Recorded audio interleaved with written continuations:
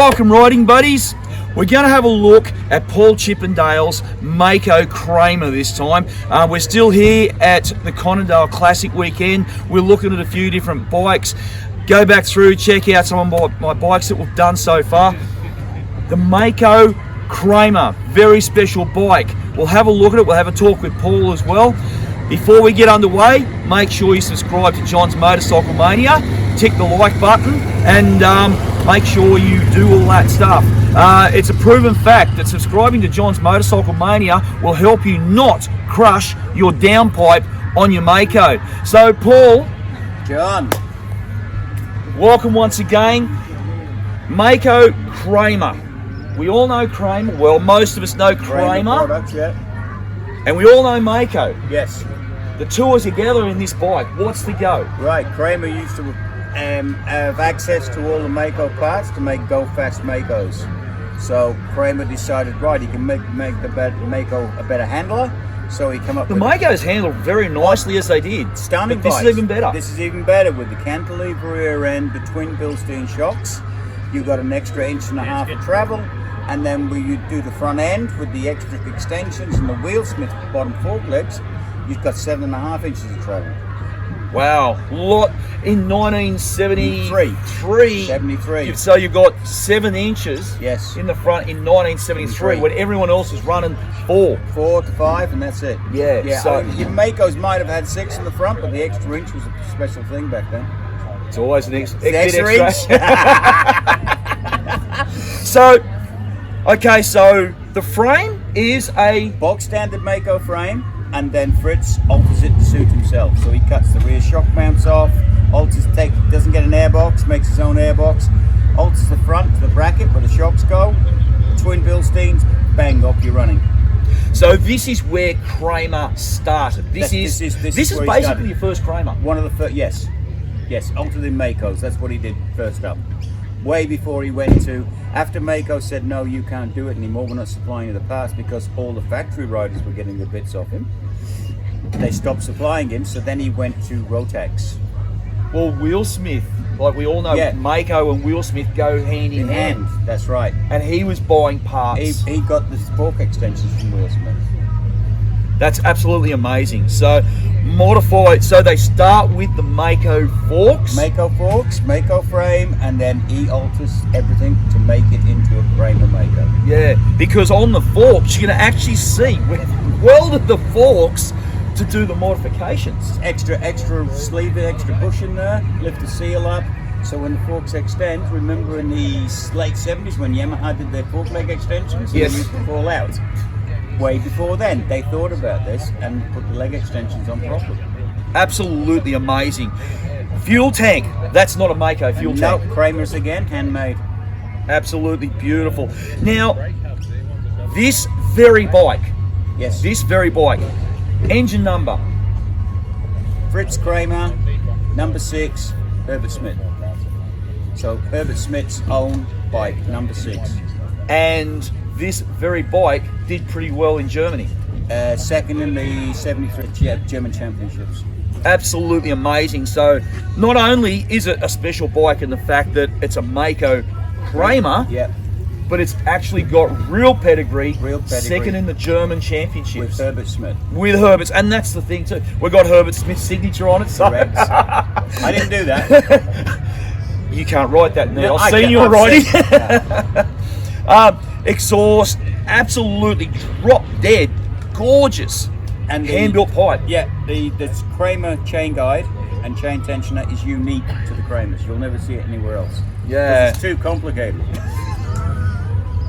And I reckon you're probably going to be deaf after riding it. Oh yeah, but it's a nice noise. A bit of a nasty bark. Yeah. The neighbours 4 miles over tell me to turn it off.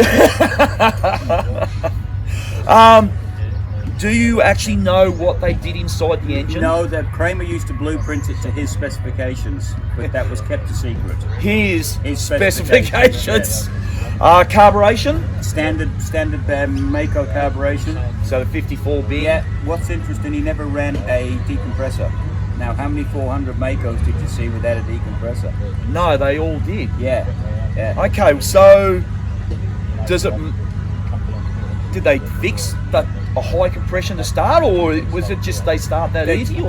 Well, I think with the modifications that Kramer did to the motors and the boys, I mean, Herbert Schmidt, Adolf Wheel, all those guys knew how to start these things. They didn't need the decompressor. Probably more of a technique than More anything. of a technique, that's right. Yeah. No, absolutely drop dead gorgeous. One day I might get to have a ride on it. I can't see that happening anytime soon, No, but not soon. hey. Wait till Alzheimer's kicks in and I'll forget. You'll forget watching me on my Elsinore what I used to do here.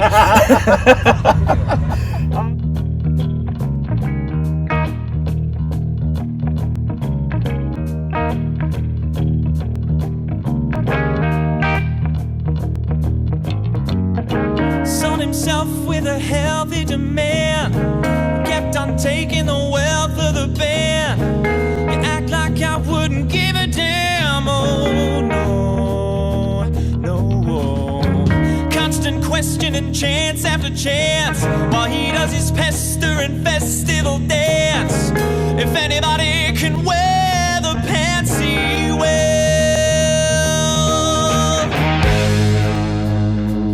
oh no, he couldn't.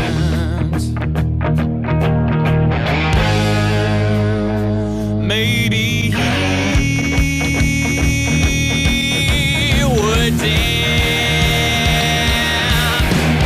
Ah yeah, ah yeah.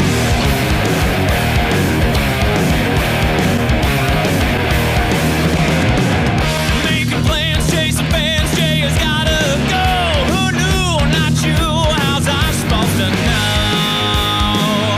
I did all I could've.